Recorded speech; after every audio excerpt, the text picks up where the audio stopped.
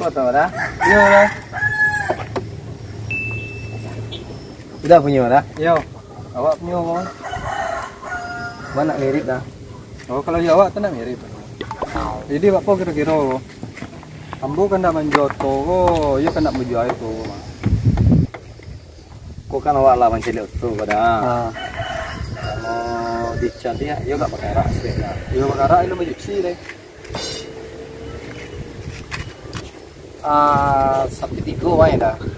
Oh enggak dong. Ada ciri buruang untuk pacuci pada. Kok kayo dah? Kok iyo dah tidak lah. 1.5 kok iyo betul dah. Enggak dong, itu lepas dulu.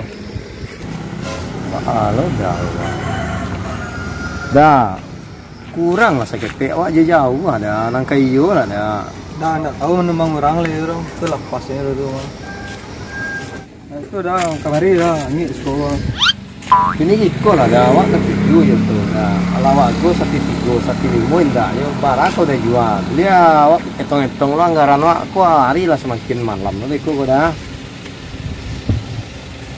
Alai, bayalah. 1.5 enggak dong.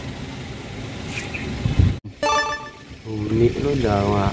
Ibarat nang kayu dah. Kalau iyo jadi wak. Tembus.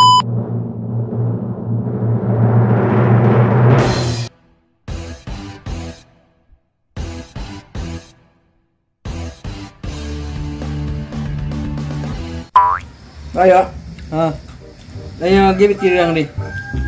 alun nih. Lu mah ayo. Cocok harga mah. Dapat turunan harga mah. Yo, aku cago, mau soalnya itu yo. Nak jual Barang. satui, Yang tidak lah. 1.5. Kan lebar dia tu 5 juta. Nah, dia mau kagak banyak itu.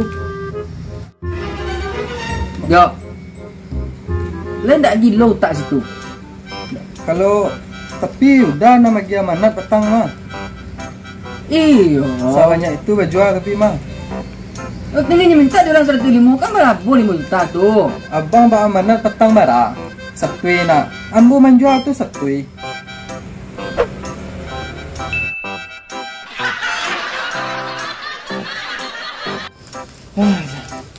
Sase agen wak kira eh.